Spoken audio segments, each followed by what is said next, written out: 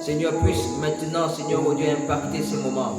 Au nom puissant de Jésus, que ce que tu as décrété, puisses-tu, Seigneur, au travers, Seigneur, oh Dieu, de la personne que je suis, proclamer tes oracles, Seigneur. Pas par mérite, mais parce que tout est grâce en toi, Seigneur. Alors que cette grâce puisse encore se déployer de manière extraordinaire et puissante. Au nom puissant de Jésus que je règne. À toi ce soit le règne, la puissance et l'autorité. Au nom de Jésus, nous avons prié. Amen. Amen. Alléluia.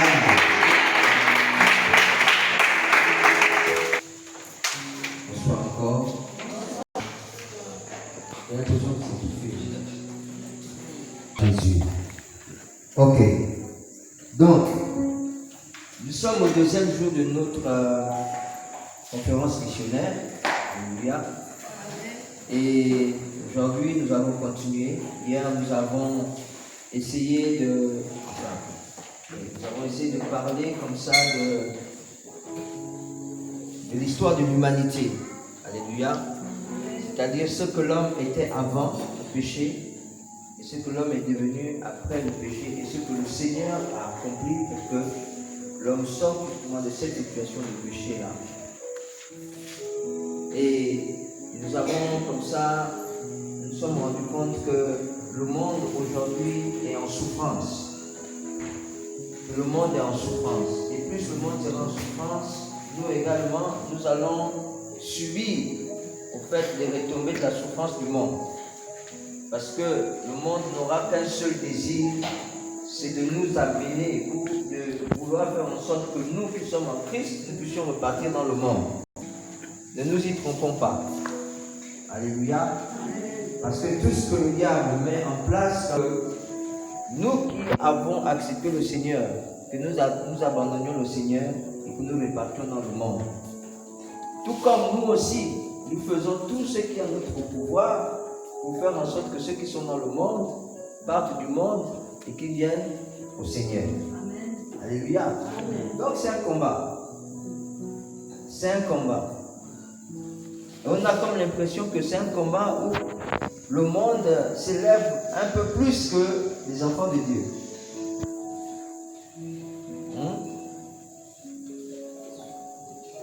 C'est une impression, je peux me tromper. Mais il faudrait que nous puissions nous révolter. Amen. Il faudrait que nous puissions nous révolter. Qui est content quand il voit les chaises vides comme ça? Est-ce que quand on vient, quand même, on est content de voir qu'il y a des chaises qui sont vides? Ça ne fait pas bien. On est d'accord? Nous, on n'est pas joyeux. Ce qu'on voudrait, c'est que quand on rentre, c'est plein à craquer. Alléluia. Un peu comme les dimanches. Quand on vient le dimanche, c'est plein.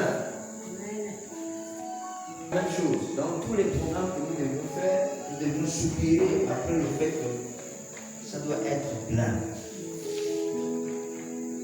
Donc nous avons vu toutes ces choses-là et nous avons dépeint un peu ce monde-là plein de chaos, plein de problèmes, plein de difficultés, plein d'angoisses, plein de vols, plein de sang, plein d'adultère, plein de choses. Ces choses-là qui rendent captifs les enfants de Dieu.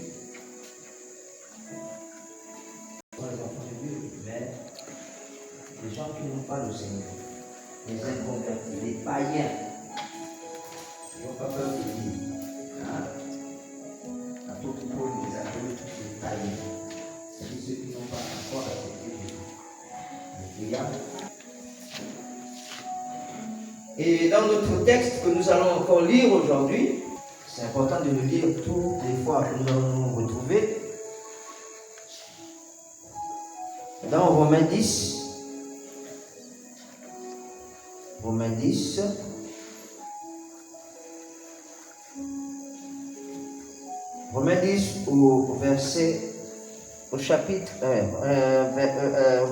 chapitre 10, verset 13 à 15. On est d'accord? Romains 10, verset 13 à 15. Donc je vais lire pour nous tous, on se lève et puis on va lire la parole de Dieu. Il est écrit ceci. Tous ceux qui invoqueront le Seigneur seront sauvés. Mais comment feront-ils appel à lui s'ils n'ont pas cru en lui? Et comment croiront-ils en lui s'ils ne l'ont pas entendu? Et comment entendront-ils s'il n'y a personne pour le leur annoncer? Et comment y auront-ils des gens pour l'annoncer s'ils ne sont pas envoyés? Ainsi est-il dit dans l'Écriture qu'ils sont beaux les pas de ceux qui annoncent de bonnes nouvelles. Amen. Amen. Donc aujourd'hui, nous allons, le thème c'est susciter des vocations missionnaires. Pourquoi et comment? Pourquoi susciter des vocations missionnaires? Et comment nous devions justement susciter? Le pourquoi ici nous renvoie à qu'est-ce qui peut amener les gens à faire. Donc susciter ici c'est quoi? Susciter c'est provoquer, faire naître ou éveiller quelque chose dans quelqu'un. D'accord? Susciter c'est provoquer, faire naître, éveiller ou éveiller quelque chose. Quand on dit qu'on suscite quelque chose dans la vie de quelqu'un, c'est-à-dire on vient éveiller une envie, un désir. D'accord?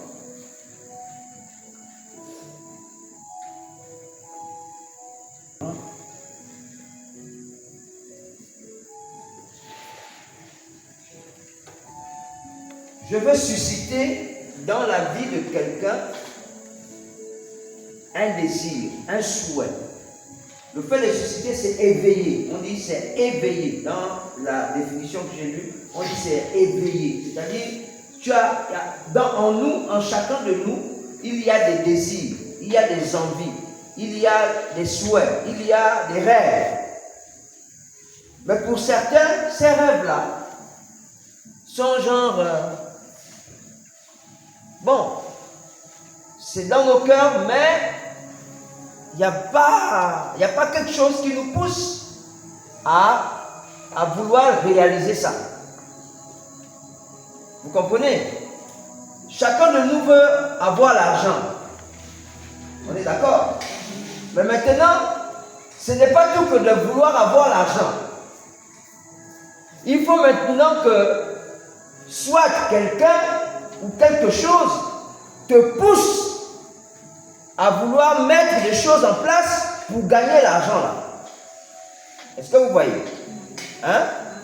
Parce que si l'argent pouvait venir juste dans le fait de vouloir l'argent, genre, bon, je veux l'argent, on devait tous être riches aujourd'hui. C'est comme c'est faux. Parce que même l'enfant de 3 ans a déjà envie d'avoir l'argent. Dès que tu lui montres la pièce de 100 francs, il attrape ça comme si genre, c'est l'or. Hein? Voilà. Donc si la pensée seulement, l'envie seulement, le fait de penser seulement à l'argent pouvait nous faire devenir riches, on devait être riches tous. Mais, vous comprenez qu'au-delà du fait de penser argent, il faut que quelque chose en nous soit réveillé pour que nous puissions agir de manière à avoir cet argent-là. Alléluia. Amen. Donc il y en a qui vont, exemple, avoir le désir justement de créer une entreprise. C'est-à-dire le besoin là va susciter l'envie. C'est pourquoi on dit susciter ici, c'est provoquer. C'est-à-dire on va te provoquer. Tu vas voir quelqu'un qui va venir par exemple te dire, comme on est en train d'enseigner là, il va te dire non, tu sais, pour avoir l'argent, il faut faire ça, il faut faire ça, il faut faire ça, il faut faire ça. Et dans les explications qu'il va nous donner, ça va mettre quelque chose dans notre cœur. Alléluia. Amen. Imaginez le jour où vous avez accepté le Seigneur. Quand vous avez accepté le Seigneur, c'est sûr que vous avez déjà entendu parler de Dieu. Mais il y a un jour particulier qui s'est passé. Il y a un jour, il y a quelque chose de particulier qui s'est passé. Alléluia. C'est-à-dire qu'il y a quelqu'un qui a dit une parole et qui a mis en vous l'envie de vous lever et de dire, non, aujourd'hui, là, je dois accepter le Seigneur. Alléluia. C'est ça, justement, provoquer. Ça provoquer. La parole que vous avez entendue là a provoqué quelque chose en vous. Ça fait naître, justement, le désir d'accepter le Seigneur. Alléluia. Quelquefois, tu te rends compte que, oh, ma vie là, donc, elle était mauvaise comme ça là. Et puis, quand tu réalises ça, tu te dis, non, moi, je vais accepter le Seigneur. Et puis, tu acceptes le Seigneur. Alléluia. Et c'est ça, justement, la notion de société. Ici, on veut tout simplement nous faire comprendre que on veut nous donner envie de. Pour ce qui concerne l'évangile, on a envie de nous donner envie de. On a envie de nous donner envie. Envie de quoi? De prêcher l'évangile. Alléluia. De parler de Dieu aux gens. Tout simplement.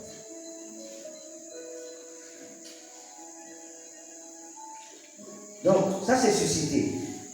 Il y a vocation.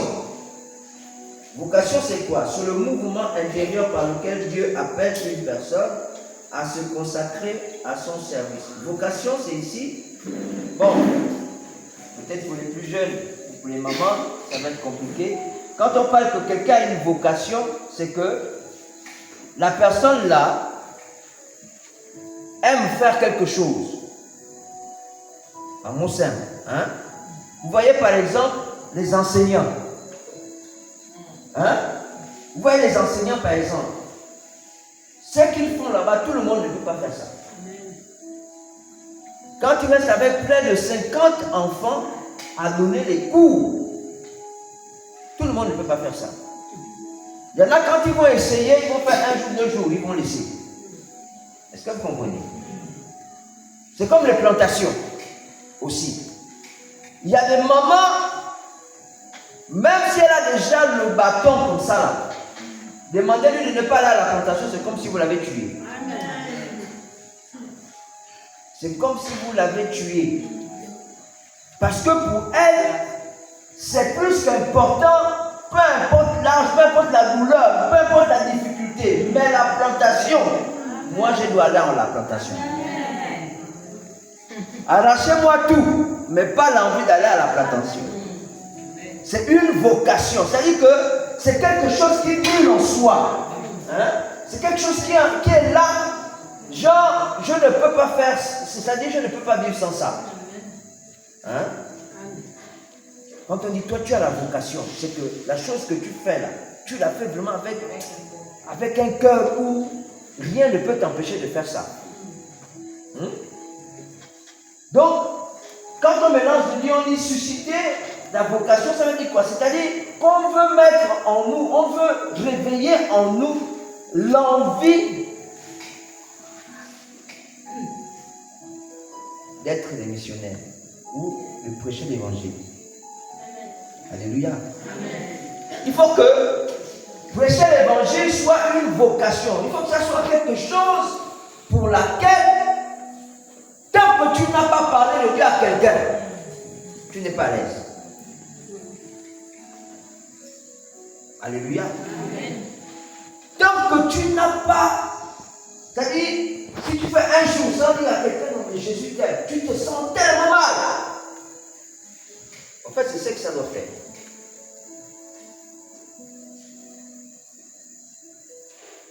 Qui a dit à quelqu'un aujourd'hui que Jésus l'aime aujourd'hui?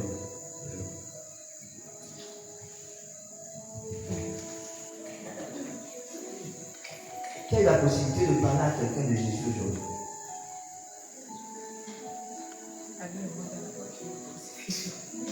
Non. C'est pas la condamnation. Mais nous sentons pas mal. Parce qu'on ne l'a pas fait. Hein? Et puis si tu ne l'as pas fait, tu ne l'as pas fait. Amen. Voilà. Les choses de Dieu, il n'y a pas la condamnation. Hein? C'est juste qu'il faut que notre conscience soit réveillée. Et que nous comprenions que en toute occasion, la Bible dit ça, en toute occasion, favorable ou non, prêchons l'évangile. Alléluia. C'est-à-dire que toutes les fois que Dieu te donne la possibilité, j'aime les endroits où les gens entrent, même si tu ne l'as pas appelé.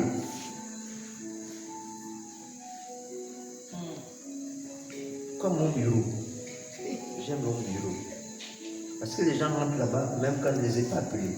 Et quand ils rentrent, ils sont foutus. Alléluia. Enfin, quand je dis foutus, c'est dans le sens où ils ne vont pas échapper. Il y aura quand même un petit quelque chose qui va tomber dedans. Alléluia. J'aime le bureau des comptables parce que là-bas, on monte, on descend. Les gens rentrent là-bas. Alléluia. Ça dit même pendant qu'ils signent justement le bon pour prendre les 5 000 francs qu'on quitte. Ah, mais vraiment, est-ce que tu sais que Jésus t'aime, gars? Tu prends l'argent là, il faut bien utiliser ça. Parce que vraiment, Dieu t'aime tellement qu'il a permis qu'aujourd'hui, là, tu gagnes les 5 000 là. Mais en fait, c'est ça. Le problème, c'est parce que nous, on a mis la notion d'évangélisation dans une façon de faire. C'est-à-dire qu'il faut qu'on dise d'abord que, bon, on se retrouve tel jour, on va aller parler, évangéliser. C'est là où on sent que nous, on évangélise. Il faut qu'on dise à l'église, on mette un programme, on dit, bon, ça c'est la semaine de l'évangélisation. Il faut que chacun essaye de... C'est là où on prend conscience que, bon, là maintenant c'est l'évangélisation. Non. J'aime l'infirmerie parce que là-bas les gens rentrent toujours. Que tu veux, que tu ne veuilles pas, ça te concerne. Parce que quand les gens rentrent là-bas, non, c'est comment? Tu as quoi? Oh non, je suis tombé, machin. Ok, d'accord, on va faire des médicaments. Est-ce que tu sais que Jésus aussi soigne? Oui. Est-ce que tu veux qu'on puisse d'abord avant de juste pour faire et puis après je te donne des médicaments? Je te donne des médicaments. Est-ce qu'on peut prier un peu? Non, tu sais pas que la prière là, c'est la prière qui va me faire en sorte que la personne va comprendre et la prière. Alléluia. Par exemple, nous qui n'avons pas ces endroits-là, on fait comment? Qui passe toute une journée sans parler à quelqu'un? Qui passe toute une journée sans parler à quelqu'un? C'est pas possible, non? C'est-à-dire même quand on n'a pas envie, mais il nous arrive quand même de croiser quelqu'un. Hein? Bonjour, comment ça va? Ça va bien? Et que Dieu te bénisse. Frère, il y a quoi? Est-ce que c'est compliqué? C'est pas compliqué. C'est-à-dire, sortons des habitudes qui nous empêchent vraiment de déclarer la bonté et la fidélité de Dieu. Et ça, c'est quelque chose qu'on va faire tous les jours que Dieu fait. Vous ne pouvez pas voir le nombre de personnes que je côtoie chaque jour. Bonjour monsieur, bonjour jeune homme, ça va? Et tu sais que Jésus t'aime, hein, petit? Regarde, quand tu fais là, mais Jésus t'aime, tu sais ça? Oui, monsieur, mère, je dis non, petit, n'écoute pas mère. Et puis voilà, c'est parti. Les gars, je suis en train d'évangéliser. La Bible déclare que c'est pas moi qui change les cœurs des gens, c'est le Saint-Esprit. Donc, je sème seulement la parole. C'est Dieu qui arrose et qui fait pousser. Mon devoir, c'est de s'aimer. Alléluia. Dieu ne va pas s'aimer à ma place. Dieu m'a donné le devoir, l'obligation de s'aimer.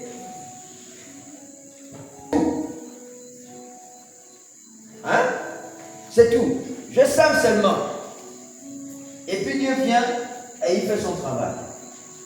Si dans sa connaissance, dans sa grande connaissance, il a pensé que c'est comme ça que telle personne va accepter le Seigneur, il va accepter le Seigneur. Si je pose la question à chacun d'entre nous de comment il a accepté le Seigneur, nous sommes 20, nous avons accepté le Seigneur 20 fois de manière différente 20 fois. Yes. Alléluia. La manière dont j'ai accepté le Seigneur, ce n'est pas la même manière dont vous tous avez accepté le Seigneur. Est-ce que vous comprenez? Hein? Il y en a, il faut qu'ils soient malades. Il y en a, c'est genre dans le rêve. Il y en a, c'est, je ne sais pas. Bon, ce qui est bien, c'est que moi, je n'étais ni malade, ni machin. J'ai juste senti le besoin d'accepter le Seigneur, c'est tout. C'est juste venu comme ça, là, que nous regarde. Lève-toi et puis pars. Hein? Il y en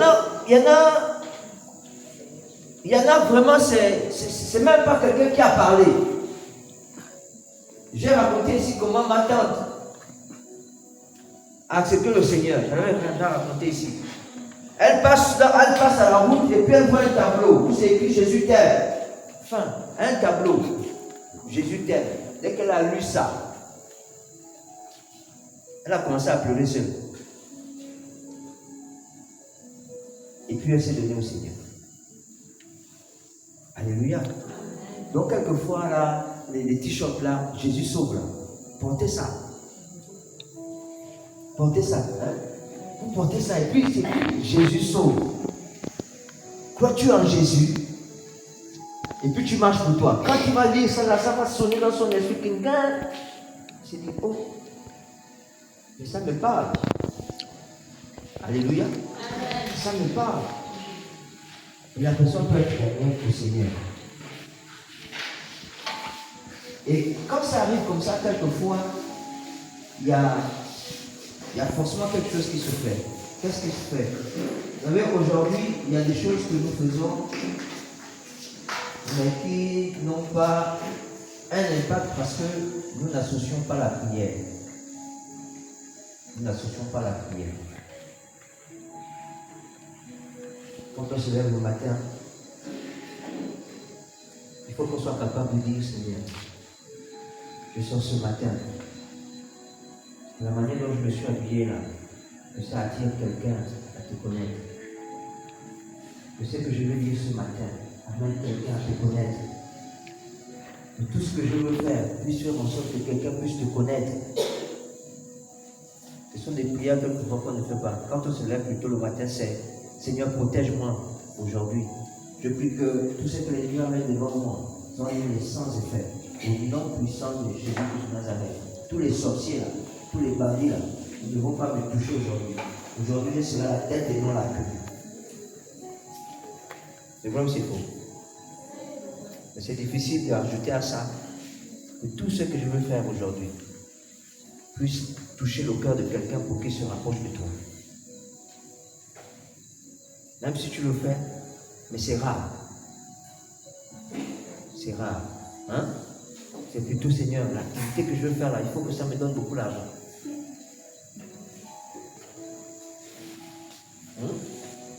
Alléluia. Amen. Non, j'ai envie qu'on soit conséquent aujourd'hui. Et qu'on se dise que Dieu a besoin de nous. Dieu a besoin de nous.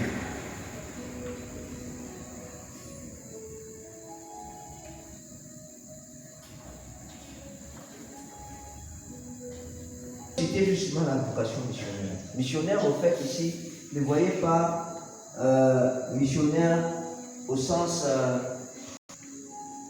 comment je veux dire, au sens propre du terme. Parce qu'un missionnaire, au fait, c'est quelqu'un qui va en mission. Hein? Un missionnaire, au sens simple, c'est quelqu'un qui va en mission. D'accord? Mais la notion de missionnaire, comme nous l'avons compris ici, par exemple, quelqu'un qui va qui quitte peut-être son pays, bien son village, pour aller dans un autre pays ou un autre village, et puis qui se met justement à prêcher l'évangile et à bâtir des églises. Mais je veux vous dire aujourd'hui, nous tous qui sommes là, nous sommes des missionnaires. Alléluia. Nous sommes des missionnaires. Parce que la racine du mot missionnaire, c'est partir. Alléluia. C'est partir. Mais quand nous lisons la parole de Dieu, qu'est-ce que Dieu a dit aux disciples? Partez, non? Allez dans toutes les extrémités de la terre. Hein? Vous pouvez faire quoi? Pour prêcher l'évangile. D'accord? Donc nous aussi, nous sommes des missionnaires que Dieu envoie pour pouvoir prêcher l'évangile. Le fait juste de prêcher cette parole-là, tu es missionnaire. Tu es missionnaire. Ne l'oublie pas. Si tu ne le savais pas, moi je te dis aujourd'hui, tu es missionnaire. Tu es aussi appelé missionnaire. Tu n'as peut-être pas la voiture, mais tu es missionnaire. Tu n'as peut-être pas l'argent, mais tu es missionnaire. Vous savez, Dieu est tellement fort dans le type, le gars est fort. Il sait que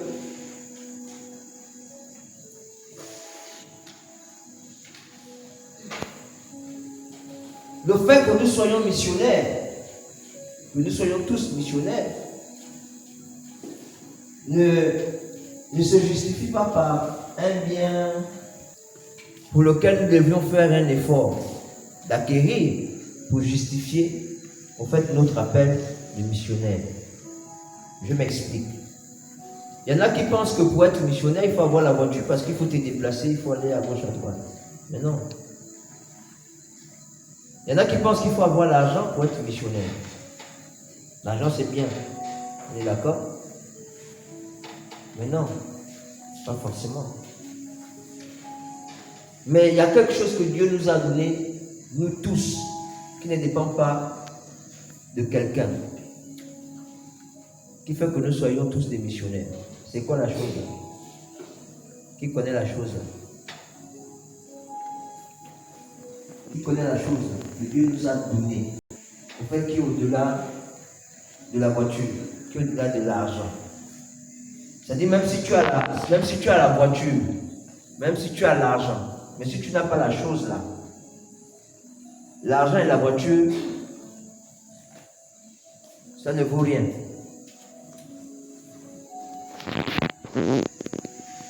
C'est quoi? Vous avez une idée? La foi. Jésus. Oui, évidemment, Jésus. La foi. La foi, d'accord. La quoi? Parole. La parole. Qui ne parle pas ici? Qui ne parle pas ici? On parle de tous, non? Alléluia. Amen. On parle de tous, non? Amen. Quand je dis nous sommes tous missionnaires, regardez, la seule chose dont Dieu a besoin, c'est notre parole. Notre parole fait de nous des missionnaires d'emblée. Parce que, imaginez quelqu'un qui a un véhicule, il part en mission. Et puis il a la bouche fermée. Il va aller faire quoi là-bas? Non, dites-moi, il va aller faire quoi là-bas?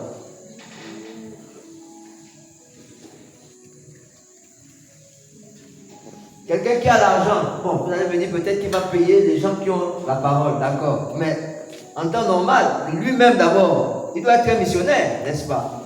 Mais il a l'argent, mais il n'a pas la parole, il va faire quoi avec l'argent? L'argent va parler à sa place. En fait, j'ai envie de te faire comprendre que tu n'as pas le droit de dire que je n'ai pas le droit de faire.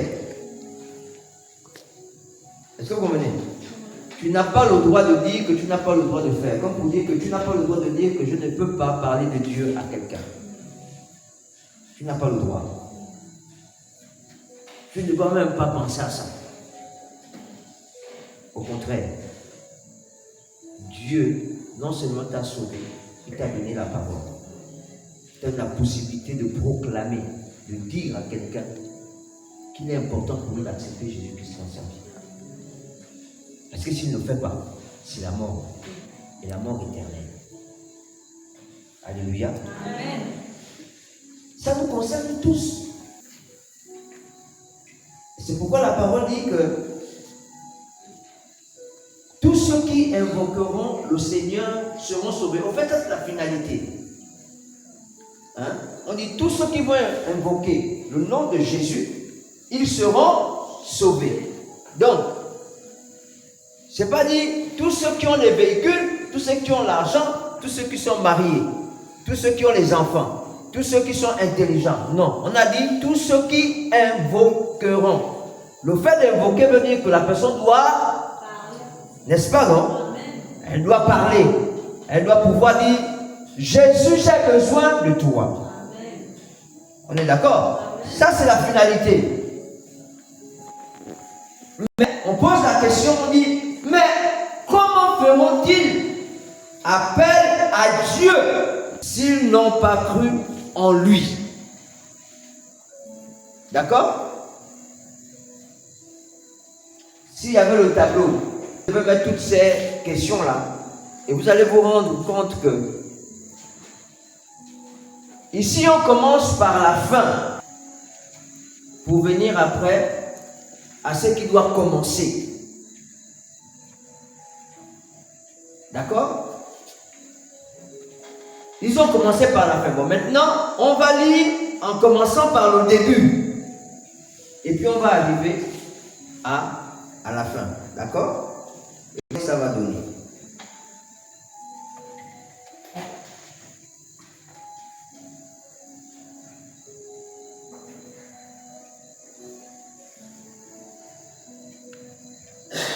On dit, mais comment feront-ils appel à lui s'ils n'ont pas cru en lui? Et comment croiront-ils à lui s'ils n'ont pas entendu? Et comment entendront-ils s'ils n'ont personne pour leur annoncer? Et comment y aura-t-il des gens pour l'annoncer s'ils ne sont pas envoyés? Ça, c'est comme c'est écrit dans la parole. Maintenant, renversons. Quand on renverse normalement, ça commence par quoi? Envoyer. Par envoyer. D'accord? On dit, et comment ils auront-ils des gens pour l'annoncer s'ils ne sont pas envoyés? Donc, la première chose, c'est quoi? Que Dieu fait pour ceux qui l'ont accepté, c'est que Dieu nous envoie. Il nous envoie d'abord. Alléluia. Amen. Et ensuite, c'est écrit, et comment entendront-ils s'il n'y a personne pour leur annoncer? Dieu nous envoie pourquoi? Non. Entendre, ça c'est pour celui chez qui tu vas. Mais toi, la première chose, c'est que Dieu nous envoie. D'accord? La deuxième chose, c'est en nous envoyant, c'est pourquoi? C'est pour annoncer. On est d'accord? Il nous sauve et il nous envoie. Mais il nous envoie pourquoi? Pour annoncer. Annoncer quoi? La bonne nouvelle. Alléluia. Amen.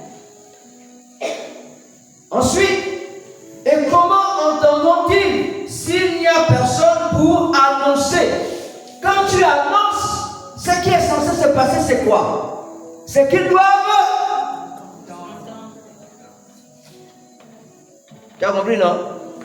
Tu as vu maintenant, non? Mais attendez, les amis, je pars. si je ne parle pas, il va entendre quoi?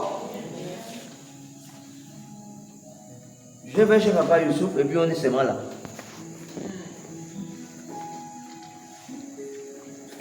On marche et on est seulement là. Mais il entend quoi? Tu ne dis rien. Il faut dire quelque chose. Alléluia. Donc il faut que... Donc, et c'est un principe. Donc il faut comprendre ça comme ça. Je suis sauvé. Jésus m'envoie. Quand il m'envoie, c'est pourquoi? C'est pour annoncer la bonne nouvelle. On est d'accord? Et lorsque j'annonce la bonne nouvelle, ceux qui sont là, ils font quoi? Ils entendent. D'accord? Et comment entendront-ils s'il n'y a personne pour leur annoncer? On va plus loin. Et comment croiront-ils en lui s'ils ne l'ont pas entendu? Quand ils entendent, il y a quelque chose qui se passe. Alléluia. Qu'est-ce qui se passe? Quand ils entendent, ils croient. Alléluia. Quand ils entendent, ils croient. Mais quelqu'un qui n'a rien entendu, pourquoi voulez-vous qu'il croit? Il va croire à quoi? On croit en ce qu'on entend. Si tu n'as pas entendu, tu ne peux pas croire. Alléluia. Si tu n'as pas entendu, je vais aller plus loin. Si tu n'as pas compris, tu ne peux pas croire. On croit à ce qu'on a entendu. Mais si on n'a rien entendu, on ne peut pas croire. Quand on nous dit Jésus est puissant, tu as entendu qu'il est puissant.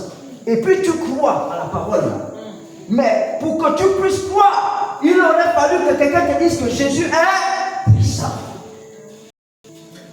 Mais si on ne te le dit pas, comment tu vas croire?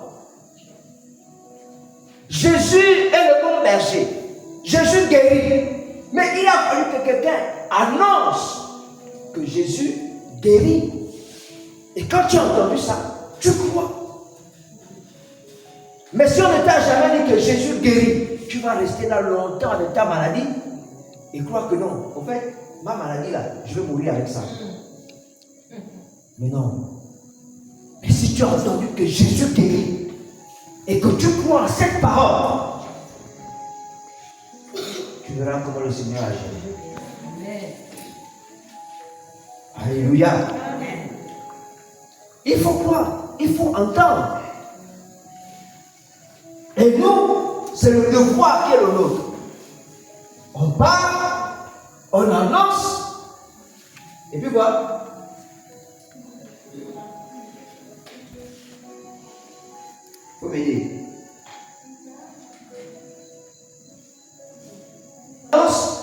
Et puis quoi? Ils entendent. Et puis après avoir entendu, ils croient. N'est-ce pas, non? Amen. Maintenant, après, on dit, mais comment feront-ils appel à lui s'ils n'ont pas cru en lui? Après entendre, c'est quoi? C'est quoi? Alléluia. Amen. Mais attends, si tu ne crois pas en Jésus, tu vas l'appeler pourquoi? Tu vas l'appeler comment? Toutes les fois qu'on a besoin d'argent, on sait qu'il faut appeler. Ou bien? En fait, je prends les exemples où tout le monde s'y retrouve. Quand on a besoin d'argent, je dis bien, quand on a besoin d'argent, on sait qui appeler.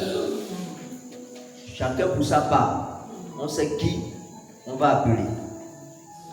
Non, ne jouons pas le rôle spirituel que non, moi j'appelle Jésus. C'est faux, tu n'appelles pas Jésus. Tu n'appelles pas Jésus. Tu connais quelqu'un dans ta famille, dans ton environnement. Qu'est-ce que tu sais que dès que tu as ça, dit, ah, pardon, est-ce que il va te donner. Même si tu ne donnes pas la totalité, mais tu es sûr au moins que quand tu l'as appelé, ça va arriver.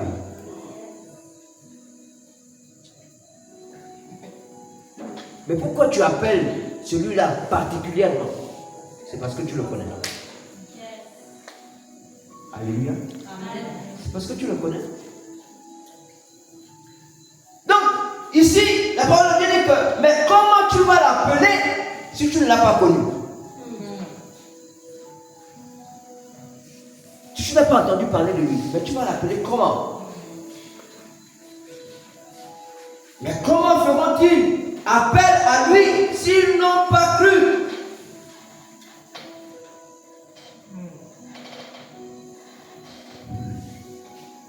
Mais pour qu'ils puissent croire, il y a un processus qui s'est passé là-bas. Croire là ne vient pas comme ça. Hein? Croire là ne vient pas comme ça, les amis. Il y a quelque chose qui s'est là-bas passé avant qu'ils ne croient. Nous sommes là, nous sommes le fruit du fait d'avoir entendu la parole de Dieu et du fait d'avoir cru que Jésus était capable de faire quelque chose dans nos vies. Alléluia. Amen. Et puis, nous avons dit, ah Seigneur, parce qu'on a cru, on a eu la force d'appeler. Ah Seigneur, que serais-je sans toi? Que devrais-je?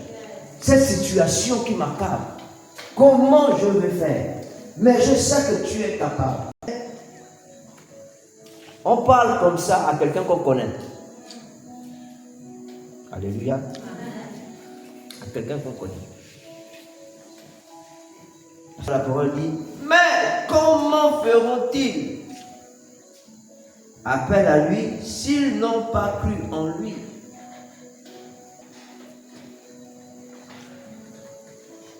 La foi, c'est quoi?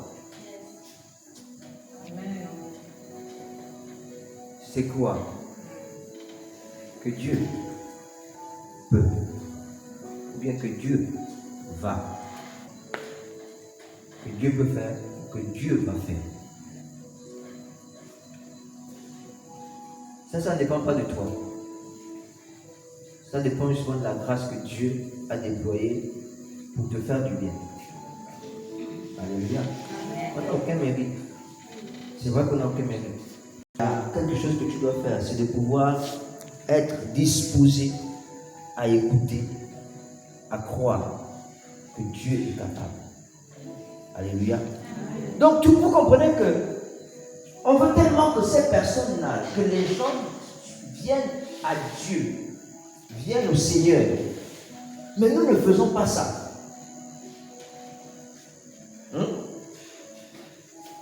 Et puis en haut, on dit, donc, mais comment feront-ils appel à lui s'ils n'ont pas cru en lui? Maintenant, dès lors qu'ils ont cru, la Bible nous dit maintenant, tous ceux qui invoqueront le Seigneur seront comment? Seront sauvés.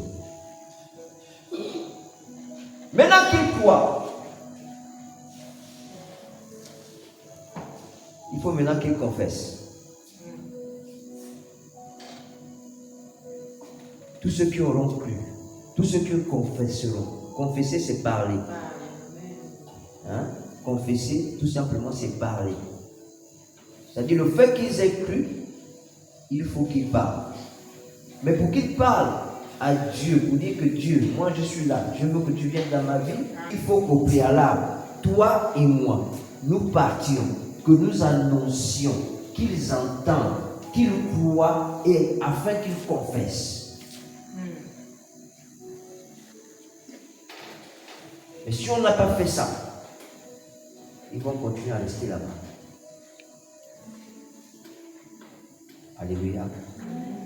Ils vont continuer à rester là-bas.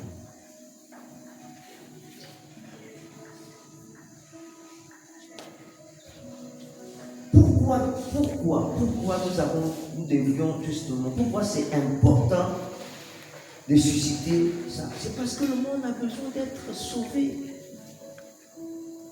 Le monde a besoin d'être sauvé, les amis. Moi, j'ai déjà envie que Jésus vienne.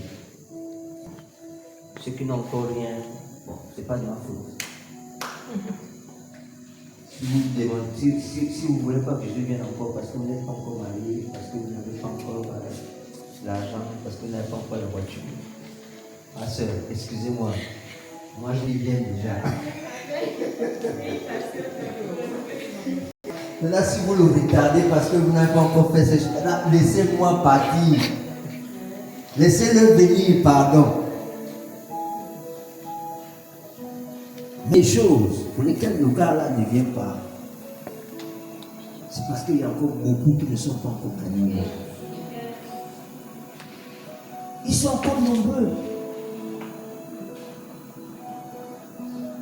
Moi, je ne vois qui point. Ils sont encore nombreux. Dieu veut que nous puissions aller les chercher. Que toi, tu puisses aller les chercher. Toi, tu puisses aller chercher. Toi aussi, tu puisses aller chercher. Toi, tu puisses aller chercher. Moi, je puisse aller chercher. Ne nous fatiguons pas. Alléluia. Est-ce que vous comprenez ça? Le jour où vous allez sentir que vous n'avez plus à parler aux gens de Dieu, je vous assure, vous êtes en train de faire votre salut. C'est qu'il y a un problème. C'est qu'il y a une maladie spirituelle qui vous a déjà attrapé.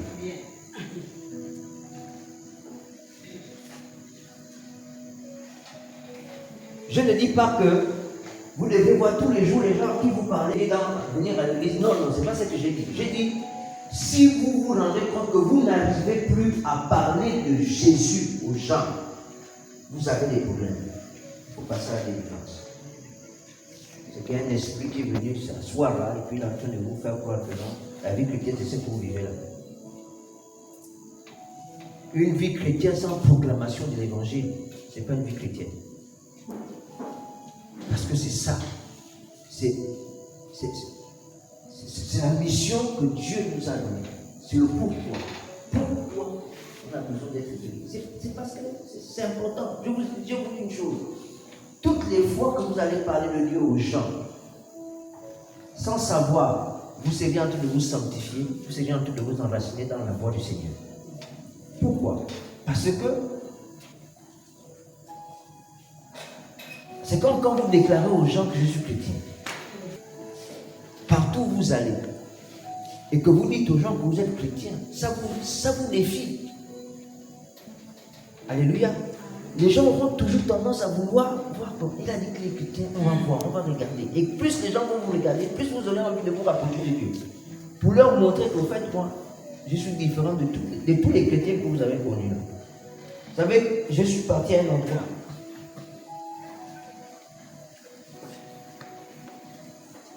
Et puis, non, c'est comme d'habitude. Bonjour, ça va, vous allez bien? On a parlé. Et puis les gens me posent la question, toi tu es chrétien? Je dis oui. Enfin, qui te l'a dit? C'est pas la chair et le sang qui te l'ont révélé. Toi tu es chrétien? J'ai dit oui, je suis chrétien.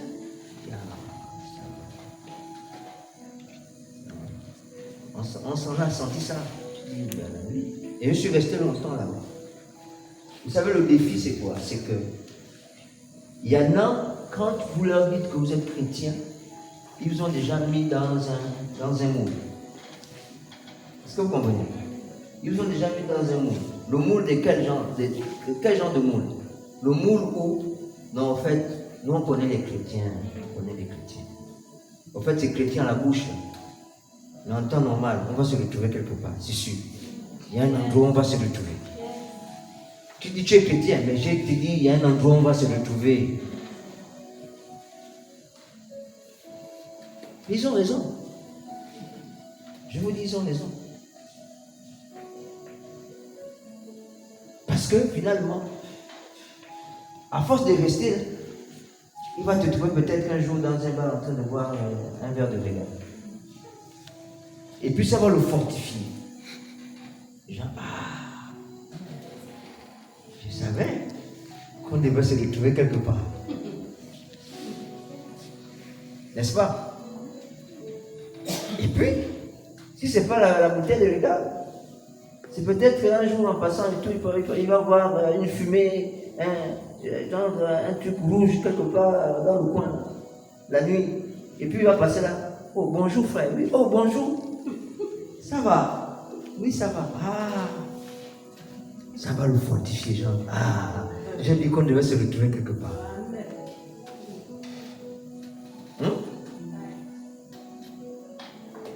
Et puis, si c'est pas là-bas, c'est un jour il est en train de passer à côté de chez toi.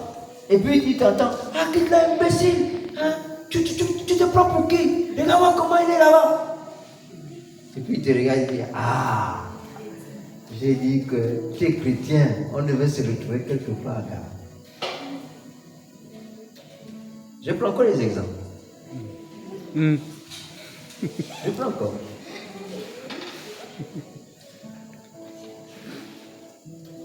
Je ne dis pas que c'est forcément ça. Mais voici quelqu'un qui va sortir, exemple, de l'hôtel avec une autre maman. Oh, mais la maman là, je ne la connais pas. Mais je sais que ça, c'est tonton Pascal. Le tonton Pascal, il est chrétien. Sa femme, c'est tantine Pascaline. Mais il sort de là-bas, il va faire quoi là-bas? Et puis le gars, l'autre, c'est son collègue et tout, à qui il avait dit qu'il était chrétien, il le regarde, il dit, ah, gars, j'ai dit, on devait se retrouver quelque part. Oui, on devait se retrouver quelque part. Est-ce que vous comprenez ça? Et puis j'ai fait une prière à Dieu. J'ai dit à Dieu, regarde, moi, préserve-moi de l'orgueil. Mais moi, là, ils ne vont me trouver nulle part. Amen. Ils ne vont me trouver nulle part. Ils vont comprendre que quand quelqu'un, il y a certains, quand ils disent qu'ils sont chrétiens, ils sont vraiment chrétiens. On va les chercher partout. On ne va pas les trouver là où on les attend. Alléluia. Je vous assure. Et c'est ma prière tous les jours. Je dis, Seigneur, je t'en supplie. Je t'en supplie. Je ne sais pas comment tu vas faire, mais je veux être différent. Fais-moi la grâce d'être différent. Je ne suis peut-être pas parfait, mais les endroits où les gens m'attendent là, ils ne vont jamais me voir là-bas.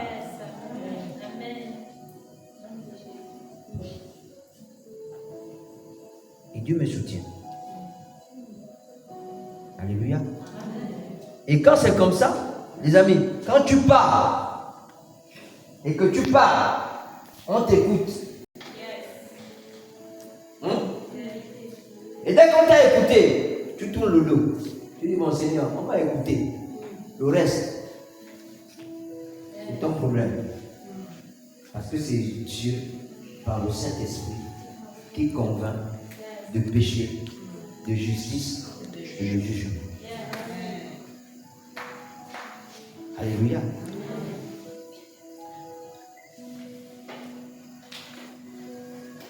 Donc, nous allons continuer dans le comment. Comment on va susciter ça?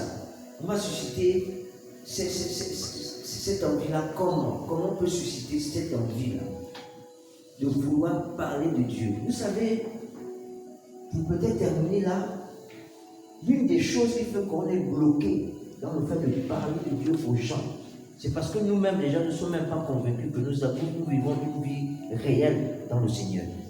On n'est pas convaincus. Beaucoup d'entre nous ne sont pas convaincus. Ou encore, il y a beaucoup de choses encore que nous faisons qui nous empêchent réellement de montrer aux gens que nous sommes des enfants de Dieu. Il y a une expression qui dit, tu dis, je dis. Tu vois l'expression là? Tu vois l'expression là? Tu dis, je dis. C'est une expression. Hein? Tu dis, je dis. Je vais répéter. Tu dis, je dis. Réfléchissons. Gladys. Tu dis, je dis. Je te dis la vérité. Tu dis, je dis. Moi, je dis. Ah. Hein? Tu comprends, non? Voilà. Tu dis, je dis. C'est-à-dire que j'aime les choses que je fais, mais il y a quelqu'un qui connaît. Regarde, donc si tu parles fort, j'ai dit ta chose. Ou bien? C'est ça là qui nous bloque. Ouais. Il y a quelqu'un qui nous a franchement vu quelque part et puis tu te dis, ah, si je dis ça fort, il va dire. Il connaît là où il m'a vu. Il a vu ce que j'ai fait. Donc, pardon, moi je reste dans mon coin sans faire le bruit. Mais quelqu'un qui sait qu'il n'y a personne qui peut dire quelque chose sur lui, il parle fort. Ou bien? Il parle fort, non? Oui, oui. Il parle fort. S'il y a quelqu'un qui a quelque chose à dire, qu'il dise. Mais comme tu sais qu'il n'y a personne qui va dire quelque chose, mais tu parles fort et bien, il y a la force et le courage. Hein? Parce que tu es clair, tu es limpide. C'est comme genre de l'eau dans un verre. Il n'y a rien. Et c'est ce qui nous empêche, justement, de faire en sorte que l'évangile soit puissant. Parce qu'on a tellement de choses qu'on gère.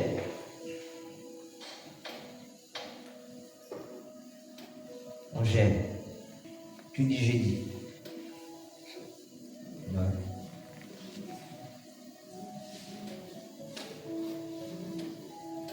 Non, le Seigneur n'aime pas qu'on insulte les gens, machin. Qui? Tu dis ça à qui? À moi. Que le Seigneur dit qu'on n'insulte pas les gens. Répète ça encore, j'ai dit pour toi. Parce qu'on t'a... Elle t'a vu quelque part. Oui, on t'a vu quelque part. Et puis tu es bloqué. Non. Dieu ne mérite pas ça. Même toi-même, tu ne mérites pas ça. Alléluia. Toi-même, tu ne mérites pas ça.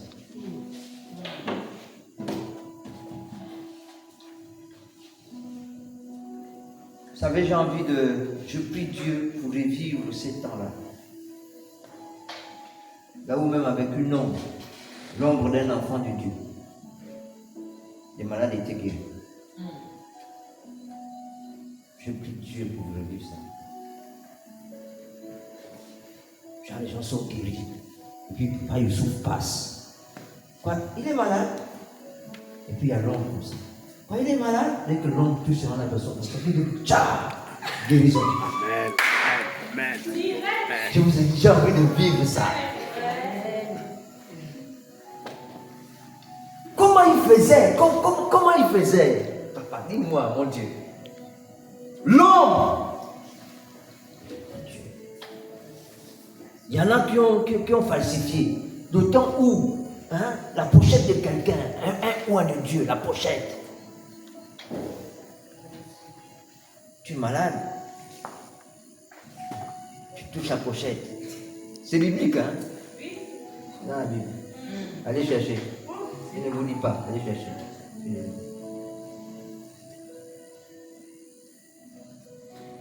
Ou bien quelqu'un qui vient seulement, genre, tu passes, il te touche seulement, il te touche. Non, je veux seulement le toucher. Et puis tout se passe ça. Ah non. On a fait quoi à Dieu?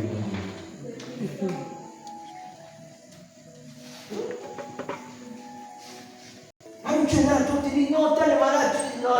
Oh, allez sortir, amenez-la à la maison. C'est bon, c'est fini. Débrancher, les perfusions, tout ça. Amenez-la à la maison. Vous lui donnez à manger, vous la lavez, et puis elle dort.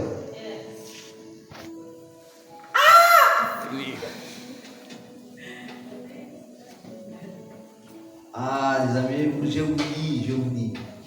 C'est pourquoi quand je vois les gens transpirer, je dis arrêtons de transpirer. C'est bien, je ne dis pas que c'est mauvais, hein? Mais j'aspire à ce qui est meilleur. Alléluia. Jean, tu es là, tu regardes seulement. C'est-à-dire quand la personne te regarde, tout se passe dans son corps.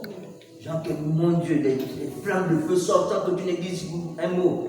Il sent que non, là, il y a une présence particulière. Elle-même, elle se dit, tu dis, mais calme-toi.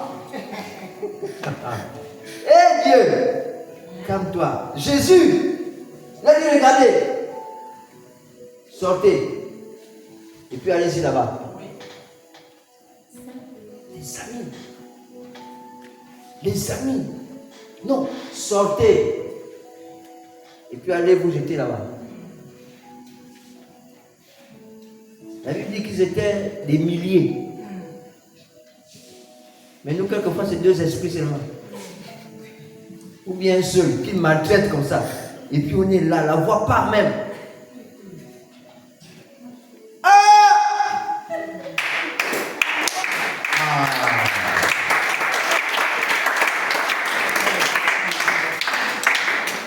Je vous dis, je soupire après ça.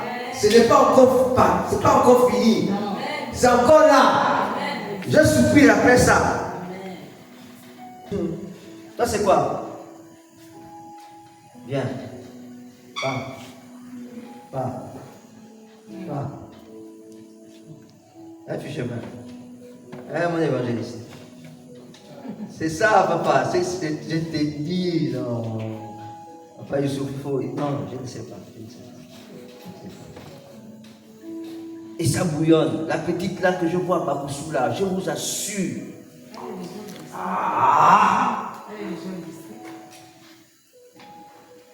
Je suis énervé dans mon esprit.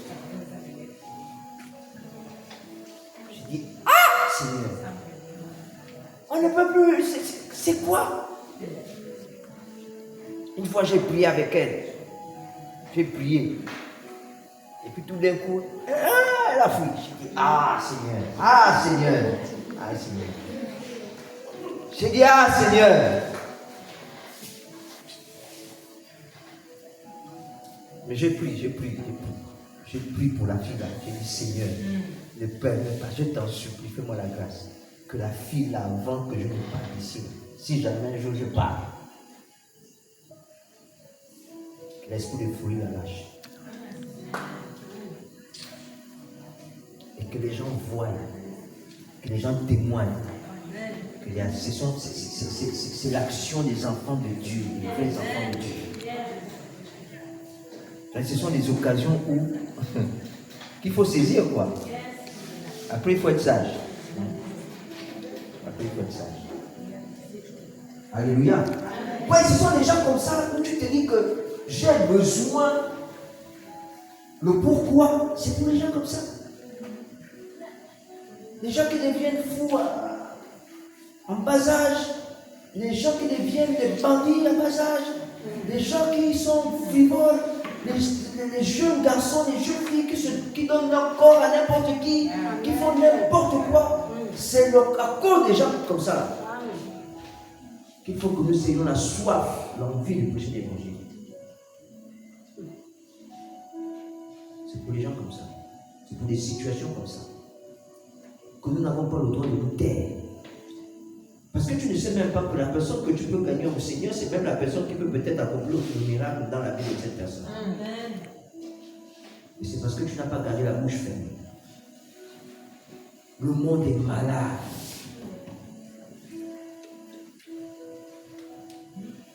Le monde attend quoi? Avec un ardent désir. Ardent désir. Quoi? De qui? Qui est fils de Dieu? Qui est enfant de Dieu? Les amis, ils nous attendent. En fait, on a peur d'y aller, mais je viens vous annoncer qu'ils nous attendent. Le monde attend avec un ardent désir.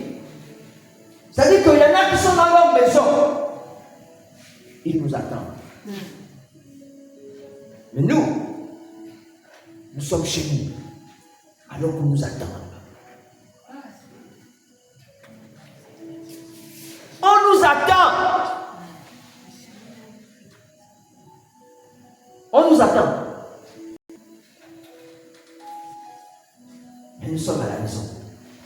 Nous sommes dans nos petites vies là. Nos petits 4 murs, nos zones de confort. Mais on nous attend.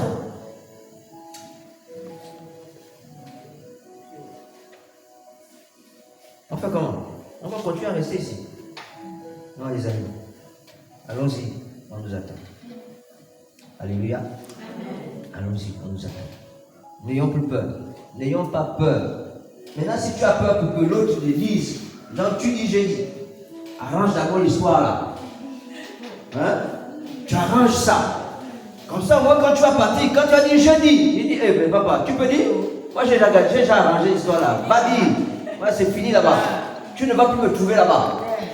J'ai changé de domicile. Je ne suis plus là-bas. Si toi tu penses que je suis resté là, je ne suis plus là-bas. Donc, fais comme tu veux. Mais ce que je suis venu faire, je vais le faire. Je vais te dire que ça, là, arrête ça. Amen. Alléluia. Amen. Arrête ça. Va me dire, tant pis. Comme disent certains. L'équipe. C'est pas mon problème. Tu m'as connu, j'étais voleur. Mais j'ai réglé ça. Moi, je ne suis plus voleur. À votre, c'est fini. Maintenant, on va dire qu'il était voleur. Oui, ils vont peut-être penser ce que j'étais. Mais je ne le suis plus. Parce qu'aujourd'hui, je suis une nouvelle créature. Les choses anciennes sont passées, toutes choses sont devenues nouvelles. C'est fini. N'ayez pas peur. Parce qu'il y en a qui vous ont connu quand vous étiez loin de Dieu. Il y en a que vous avez Dieu. Il faudrait qu'ils sachent aussi qu'il y a une différence entre ce que vous étiez sans Dieu et ce que vous êtes avec Dieu. Amen. Alléluia. Amen.